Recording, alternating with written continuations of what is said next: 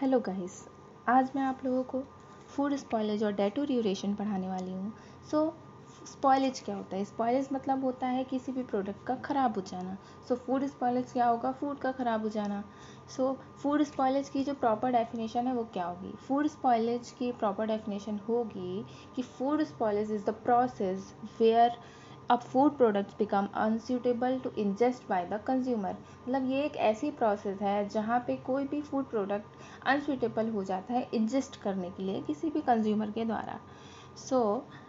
इसका इंट्रो है। इंट्रो में क्या है? इंट्रो में हम ये बता रहे हैं कि फूड जो है वो स्पॉइल होना कब से स्टार्ट हो जाता है। जब हम फूड को हार्वेस्टिंग करते हैं या फिर स्लॉटरिंग करते हैं, उसके बाद जब हम उसकी मैन्युफैक्चरिंग करते हैं, जब हार्वेस्टिंग और स्लॉटरिंग के बाद से ही जो फूड है वो धीरे धीरे स्पॉइलेज की प्रोसेस में जाने लगता है। अब हम उसको रोकने के लिए फिर हम उसका प्रिजर्व करते हैं, फूड प्रिजर्वेशन करते हैं ना, फूड स्पॉइलेज को रोकने के लिए। अब कुछ जो फूड प्रोडक्ट्स होते हैं उनकी लाइफ बहुत ही कम होती है, जैसे कि फ्रूट्स हो गए, लीफी वेजिटेबल्स हो गई। उनकी लाइफ जो है वो 1 to 2 डेज़ होती है 21 डिग्री सेल्सियस टेम्परेचर पे। इसके कॉजेज़ क्या हैं? कॉजेज़ क्या है फूड स्पॉयलेज के? फूड स्पॉयलेज जो है वो माइक्रो ऑर्गेनिज्म की वजह से होता है। माइक्रो ऑर्गेनिज्म में क्या क्या आ जाता है? बैक्टीरिया, मोल्ड्स, यीस्ट आ जाता है माइक्रोब्स में। फिर एंजाइमेटिक एक्टिविटी की वजह से होता है, और टेम्परेचर की वजह से होता है। इंसेक्ट, रोडेंट्स एंड पैरासाइट्स की वजह से हो जाता है। Moisture, oxygen, light and time, ये सारे इसके कॉजेज़ है फूड स्पॉयलेज के। Microbial spoilage. माइक्रोबियल स्पॉयलेज जो है वो बैक्टीरिया, यीस्ट और मोल्ड की वजह से होता है जब हम फूड को हार्वेस्ट कर लेते हैं, या फिर हैंडलिंग के टाइम पे, या फिर प्रोसेसिंग या स्टोरेज के टाइम पे कभी भी माइक्रोबियल स्पॉयलेज हो सकता है। सारे जो माइक्रो ऑर्गेनिज्म हैं वो फूड को डिस्ट्रॉय नहीं करते हैं, कुछ कुछ यूज़फुल भी होते हैं, जैसे कि फर्मेंटेशन प्रोसेस में हम लोगों ने पढ़ा हुआ होगा कि फर्मेंटेशन प्रोसेस में यूज़ होता है, जैसे कि lactic acid producing bacteria, lactobacillus वगैरह ना, चीज़ में, कर्ड में यूज़ होते हैं, फर्मेंटेड डेयरी प्रोडक्ट्स में होते हैं। और ऐसे यीस्ट भी होता है। यीस्ट जो है वो ब्रेड मेकिंग में, जैसे सैक्रोमाइसिस सेरेवेसी, ये सब ब्रेड मेकिंग में यूज़ होते हैं। तो कुछ बैक्टीरिया जो है वो हम फूड के लिए भी यूज़ करते हैं जो बेनिफिशियल होते हैं, और इनका जो है कल्टीवेशन एक प्रॉपर कंट्रोल्ड इन्वायरमेंट में होता है, इसलिए ये डिस्ट्रॉय नहीं करते हैं या फिर डिस्ट्रक्टेबल नहीं होते हैं। बैक्टीरिया। अब हमें माइक्रोबियल स्पॉयलेज जानने के लिए हमें ये जानना ज़रूरी है कि क्या है बैक्टीरिया, क्या है मोल्ड, क्या है यीस्ट, क्या है। बैक्टीरिया एक minute unicellular plant like organism है जो कि अपने शेप के अकॉर्डिंग क्लासीफाइड किया गया है। जैसे कि उसका कोकाई शेप, अगर वो स्पेरिकल शेप का है तो उसको कोकाई बोलते हैं, अगर सिलेंड्रिकल शेप का है तो उसे बेसिलियाई बोलते हैं, अगर स्पाइरल शेप का है तो उसे स्पाइरुला या फिर विब्रियो बोलते हैं। और जो माइक्रोबियल स्पॉयलेज है उसमें बैक्टीरिया का जो है 30 मिनट्स में एकदम डबल हो जाता है, मल्टीप्लाई। मतलब अगर 30 मिनट्स बैक्टीरिया है किसी भी जगह पे, वो 30 मिनट्स बाद अपने डबल हो जाएंगे एकदम। और यीस्ट। अब यीस्ट क्या होता है? यीस्ट जो है वो एक यूनिसेलुलर ऑर्गेनिज्म है जो कि स्लाइटली एसिडिक मीडियम में in the presence of sugar and water grow करता है, और ये generally fruit, cereals, soil, air, on skin and intestines of animals में मिलता है। देन नेक्स्ट हैगा मोल्ड्स। मोल्ड जो है वो मल्टी सेलुलर फिलामेंटस फंजाई होता है जिसका फजी कॉटनी अपीयरेंस होता है, और ये एसिडिटी और ऑस्मोटिक प्रेशर में भी ग्रो कर जाता है, जबकि बैक्टीरिया ऐसी कंडीशंस में ग्रो नहीं कर पाते हैं, है ना। और ये जो मोल्ड जो है ये यीस्ट से लार्जर होते हैं, और ये एरोब्स होते हैं। ये मतलब ऑक्सीजन के बिना ये ग्रो ही नहीं कर पाते, इनके लिए ऑक्सीजन बहुत इंपॉर्टेंट होती है। लेकिन और ये बैक्टीरिया से स्लो ग्रो करते हैं, मतलब बैक्टीरिया बहुत जल्दी ग्रो कर जाते हैं, पर जो मोल्ड्स होते हैं ये धीरे धीरे ग्रो करते हैं। मोल्ड्स जो है ये जनरली जेली और जैम में अपन को देखने को मिलते हैं, वाइट वाइट कलर का उसमें लग जाता है, ये मोल्ड्स ही होते हैं। उसके बाद जो बैक्टीरिया, यीस्ट और मोल्ड्स हैं ये जनरली ना 16 डिग्री सेल्सियस से 38 डिग्री सेल्सियस इनका बेस्ट टेम्परेचर है, मतलब ये रूम टेम्परेचर में सबसे ज़्यादा ग्रो करते हैं। लेकिन कुछ कुछ बैक्टीरिया, कुछ कुछ माइक्रोब्स हैं जो कि 0 डिग्री सेल्सियस से 100 डिग्री सेल्सियस में भी ग्रो कर सकते हैं। ये फूड कंस्टिट्यूएंट पे डिपेंड करता है कि कौन क्या हाइड्रोलाइज करता है। जैसे कि कुछ बैक्टीरिया या कुछ माइक्रोब्स हैं जो कि स्टार्च और ऑर्गेनिक मैटर हाइड्रोलाइज करते हैं, जैसे कि सेल्यूलोज, लिग्निन, पेक्टिन, इनको हाइड्रोलाइज करते हैं। और कुछ माइक्रोब्स हैं जो कि लिपिड्स हाइड्रोलाइज करते हैं और रेंसिडिटी प्रोड्यूस कर देते हैं फूड में। और कुछ हैं जो कि प्रोटीन्स को हाइड्रोलाइज कर लेते हैं, या फिर डाइजेस्ट कर लेते हैं और प्यूट्रिड मतलब होता है रॉटन स्मेल या फिर अमोनिया लाइक ओडर्स प्रोड्यूस करते हैं। ठीक है। देन नेक्स्ट है बैक्टीरियल स्पॉयलेज। सो बैक्टीरियल स्पॉयलेज जो है वो 2 टाइप्स का होता है। एक होता है फूड इन्फेक्शन, सेकेंड होता है फूड इंटॉक्सिकेशन।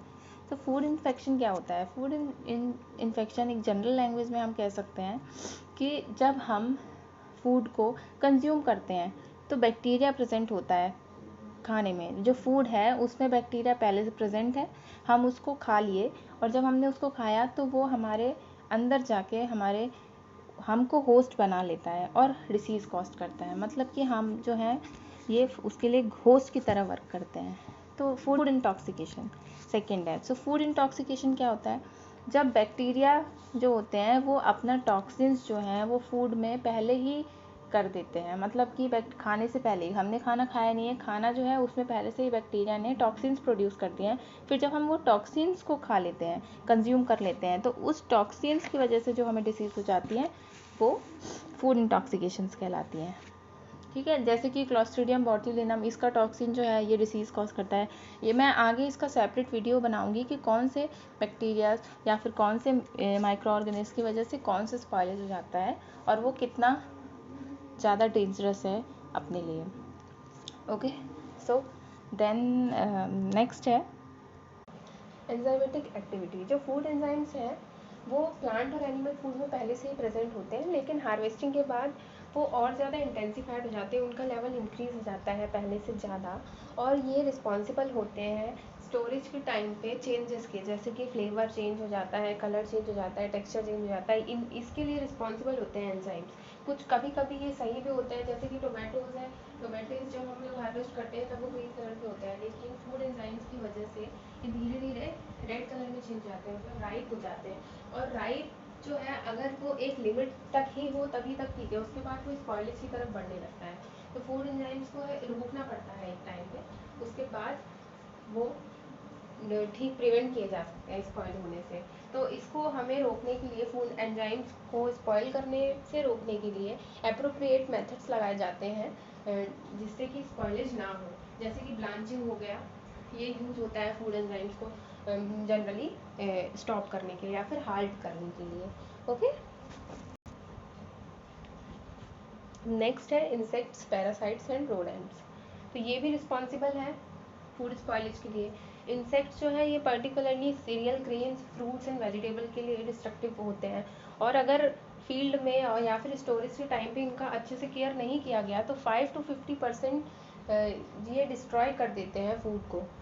और कुछ ये जो इंसेक्ट्स होते हैं ये एग ले कर देते हैं, और इनका जो एग है ये फूड प्रोसेसिंग के बाद भी ज़रूरी नहीं है कि वो बिल्कुल डिस्ट्रॉय हो जाए। कभी कभी फूड प्रोसेसिंग के बाद भी उनके जो एग हैं वो रेजिस्ट कर जाते हैं और उसमें रह जाते हैं, जैसे कि फ्लोर है, फ्लोर में रह जाते हैं। और ये वर्चुअली इम्पॉसिबल है कि जो फूड है उससे फूड से इंसेक्ट का जो कंटेमिनेशन है उसको बिल्कुल हटा दिया जाए, ये पॉसिबल ही नहीं है, क्योंकि इंसेक्ट्स तो किसी ना किसी तरीके से आ जाते हैं। पर हम इसको मिनिमम कर सकते हैं कुछ मेथड्स लगा के, जैसे कि इंसेक्ट इन्फेस्टेशन करके हम इसको मिनिमम कर सकते हैं। फ्यूमिगेशन प्रोसेस होती है इसके लिए, जिससे कि हम ड्राई फ्रूट्स, स्पाइसेस और ग्रेन्स इनको बचा सकते हैं इंसेक्ट से। और ये फ्यूमिगेशन में कुछ फ्यूमिगेंट्स यूज़ होते हैं, और जो फ्यूमिगेंट्स के एग्जांपल है वो है methyl bromide, ethylene oxide, propylene oxide. इनको यूज़ करके इंसेक्ट्स से बचाया जा सकता है। इंसेक्ट्स जो है वो फूड को कंटेमिनेट करते ही हैं, लेकिन साथ साथ में जो उसमें ब्रूसेस आ जाते हैं और कट्स आ जाते हैं, उनकी वजह से जो है फूड जो होता है वो माइक्रोबियल अटैक के लिए एक्सपोज कर देते हैं, और उसकी वजह से रिजल्ट क्या होता है वो डिके हो जाते हैं या फिर स्पॉयल हो जाते हैं फूड। फिर नेक्स्ट हैगा पैरासाइट्स। तो पैरासाइट से कैसे होता है? पैरासाइट्स भी जो है फूड स्पॉयलेज का रीज़न है। तो पैरासाइट्स कैसे अफेक्ट करेगा? जो हॉग्स होते हैं, हॉग्स मतलब होता है मेल पिग, वो अनकुक्ड फूड वेस्ट को खा लेते हैं। पैरासाइटिक नीमाटोड होता है, वो हॉग्स के इंटेस्टाइन में पेनिट्रेट करता है और इसकी वजह से वो पोर्क तक किसी तरीके से अपना वे बना लेता है। जब पोर्क खाते हैं मैन, अगर पोर्क जो है वो अनकुक्ड है, अच्छे से कुक नहीं हुआ है, तो वो मैन को डिसीज़ कॉज कर देते हैं। और एक पैरासाइटिक वॉर्म होता है जो कि एनीसैकिस, ANISAKIS से बिलोंग करता है, जीनस से बिलोंग करता है, और ये जनरली फिश में मिलता है। अगर फिश को रॉ ईट कर लिया जाए तो ये भी मैन को इन्फेक्ट कर सकती है, स्पॉयलेज का रीज़न हो सकती है। और पैरासाइटिक कंटेमिनेशन जो एंटी अमीबा हिस्टोलिटिका की वजह से होता है। एंटी अमीबा की स्पेलिंग होगी ENTAMEOBA और हिस्टोलिटिका HISTOLYTICA। ये अमीबक डिसेंट्री के लिए रिस्पॉन्सिबल होते हैं और ये जनरली कंटेमिनेट करते हैं जो ह्यूमन एक्सक्रीटा होता है। रॉ ह्यूमन एक्सक्रीटा अगर एज अ फर्टिलाइज़र यूज़ कर लिया जाता है क्रॉप में, उससे ये कंटेमिनेट कर सकते हैं फूड को। और जो इन्फेक्टेड वाटर और पुअर हाइजीन की वजह से भी पैरासाइट जो है वो स्पॉइल कर सकते हैं फूड को। पैरासाइट्स को जनरली कुकिंग से किल किया जा सकता है, ठीक है। देन आता है रोडेंट्स। तो रोडेंट्स जो है वो मतलब रोडेंट्स में रैट्स आ जाते हैं। जो रैट है उनकी जो एज होती है, वो लाइफ लाइन होती है, वो 3 to 4 ईयर्स होती है। और इसमें वो काफ़ी सारा फूड जो है वो फीड कर लेते हैं, और उनकी जो यूरिन होती है और उनकी जो ड्रॉपिंग्स होती है वो डिसीज़ प्रोड्यूसिंग बैक्टीरिया को प्रोड्यूस कर देते हैं फूड में। और इसकी वजह से कई सारी ह्यूमन डिसीजेस भी हो जाती हैं, जैसे कि टाइफस फीवर और plague, typhoid fever, ETC। So next है टेम्परेचर। तो जैसा कि हमें पता है हीट एंड कोल्ड हमने हमेशा से ही सुना है कि प्रिजर्वेशन करता है फूड को, लेकिन फूड प्रिजर्वेशन के साथ ये स्पॉइलेज भी कर सकता है अगर इसको कंट्रोल नहीं किया गया तो। जैसे कि अगर हीट बहुत ज़्यादा है तो इससे केमिकल रिएक्शंस जो है वो डबल हो जाती हैं। एक्सेसिव हीट जो है वो प्रोटीन डीनेचुरेशन का रीज़न बनता है, विटामिन्स को डिस्ट्रॉय कर देता है, इमल्सन्स ब्रेक कर देता है, और जो फूड का मॉइस्चर जो है वो रिमूव कर देता है, जिसकी वजह से जो फूड है वो ड्राई हो जाता है। और अगर अनकंट्रोल्ड कोल्ड अगर हम इसको दे देते हैं फूड को, अनकंट्रोल्ड अगर कोल्ड है तो इसकी वजह से फ्रीजिंग हो जाती है, या फिर कह सकते हैं थॉइंग हो जाती है फ्रूट्स एंड वेजिटेबल की, जिसकी वजह से इनका स्ट्रक्चर ख़राब हो जाता है और स्किन रप्चर हो जाती है। और स्किन रप्चर होने की वजह से जो माइक्रोबियल स्पॉइलेज है या फिर माइक्रोबियल इन्फेक्शन के लिए फूड जो है वो ससेप्टेबल हो जाता है। और कुछ फ्रूट्स और वेजिटेबल्स होते हैं वो 4 डिग्री सेल्सियस टेम्परेचर रेफ्रिजरेशन में भी डैमेज हो जाते हैं। और जनरली जो है colour of colour development, surface biting, ये सब आ जाता है अगर हम इनको 4 डिग्री सेल्सियस पे रखते हैं तब भी। और बनाना, टोमेटोज़ और लेमन जो है इनको जनरली 10 डिग्री सेल्सियस से ऊपर ही इनको स्टोर करना चाहिए इनकी मैक्सिमम क्वालिटी रिटेंशन के लिए। ओके, देन नेक्स्ट हैगा मॉइस्चर। तो मॉइस्चर जो है अगर वो एक्सेसिव अमाउंट में प्रेजेंट है या फिर एक्सेसिव अमाउंट में एब्सेंस है, तो ये दोनों ही फूड स्पॉइलेज की तरफ लीड करते हैं, ठीक है। मॉइस्चर जो है वो केमिकल रिएक्शन और माइक्रोबियल ग्रोथ को के लिए रिक्वायर्ड होता है। और अगर फूड में हाई परसेंटेज है वाटर का तो फूड जो है वो बहुत जल्दी डिटेरिएट होगा। जैसे कि जो पेरिसेबल फूड्स होते हैं उनमें हाई वाटर कंटेंट होता है, तो वो बहुत जल्दी ख़राब होने के चांसेस होते हैं उनके। जैसे कि leafy vegetables, young fruits, juicy fruits, meat, milk, ये जो है बहुत जल्दी ही रैपिडली जो है स्पॉइल हो जाते हैं। अगर मॉइस्चर कंटेंट जो है, जो सरफेस का जो मॉइस्चर होता है उसके चेंजेस की वजह से भी जो फूड है वो ख़राब हो जाता है। चेंजेस जो सरफेस मॉइस्चर है उसमें चेंजेस कैसे आते हैं, रिलेटिव ह्यूमिडिटी की वजह से।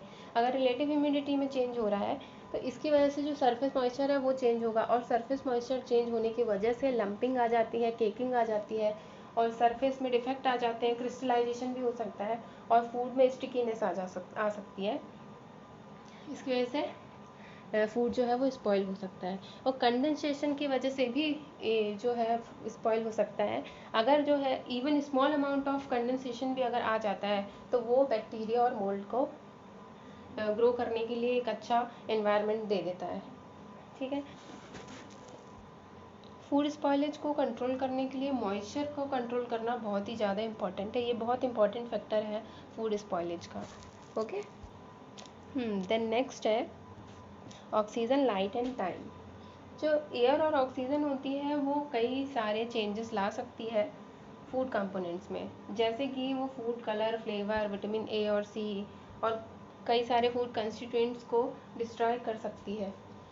जैसे कि ऑक्सीजन जो है वो बहुत ही नेसेसरी होती है मोल्ड्स के ग्रोथ के लिए। जो मोल्ड है वो एनारोबिक कंडीशंस में ग्रो नहीं कर सकते, तो इसीलिए ऑक्सीजन को ही एक्सक्लूड कर देते हैं। जैसे कि हम वैक्यूम पैकेजिंग करते हैं और नाइट्रोजन और कार्बन डाइऑक्साइड को फ्लशिंग कर देते हैं, और कुछ ऑक्सीजन एब्जॉर्बिंग केमिकल्स को यूज़ करके भी हम ऑक्सीजन को एक्सक्लूड कर देते हैं। इससे हम जो फूड को उसको डिस्ट्रॉय होने से बचा सकते हैं। देन नेक्स्ट हैगा अपना लाइट। लाइट जो है वो विटामिन B2 और ए और सी को, और ये कुछ फूड कलर्स को भी डिस्ट्रॉय कर देता है। फूड स्पॉइलेज में लाइट और ऑक्सीजन दोनों ही रिस्पॉन्सिबल हैं। ये फूड स्पॉइलेज ना टाइम डिपेंडेंट है। अगर लाइट और ऑक्सीजन जितना ज़्यादा एक्सपोजर दिया जाएगा फूड को इनमें, उतना ही ज़्यादा ये स्पॉइल होंगे।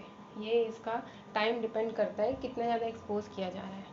ओके, ये हो गए जनरल फैक्टर्स जिनकी वजह से फूड जो है वो स्पॉइल हो जाता है। और एक रीज़न और है जो फूड सेफ्टी होती है, जो कि हम होम में नहीं करते हैं। जैसे कि कंटेमिनेशन के जो रीज़न्स होते हैं, जब हम कोई भी फूड को घर में लाते हैं तो हम उनको धोना बहुत ज़रूरी है। जो हाइजीन मेंटेन करते हैं ना, वो बहुत ज़रूरी है। अगर वो नहीं करते हैं तो उसकी वजह से भी फूड स्पॉइल हो सकता है। पर्सनल हाइजीन बहुत इंपॉर्टेंट है, किचन सैनिटेशन इंपॉर्टेंट है, और क्लीनिंग इम्पॉर्टेंट है वहाँ की। और जो टेम्परेचर है वो भी इम्पॉर्टेंट है। रेफ्रिजरेशन जो हम करते हैं घर में वो भी इम्पॉर्टेंट है।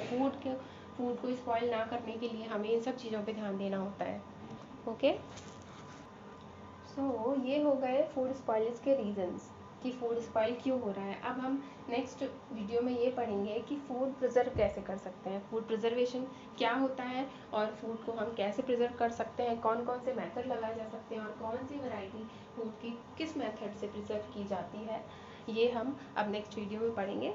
फूड स्पॉइलेज में इतना ही है। बाकी कुछ बैक्टीरिया जो स्पेसिफिक बैक्टीरिया हैं जो कंटेमिनेशन कॉज करते हैं और डिसीज़ कॉज करते हैं, उसके लिए मैं अलग वीडियो बनाऊंगी जिसमें पर्टिकुलर बैक्टीरिया के बारे में बताऊंगी और उससे क्या डिसीज़ कॉज होती है और वो क्या कंटेमिनेट करता है, ये हम उस वीडियो में रखेंगे।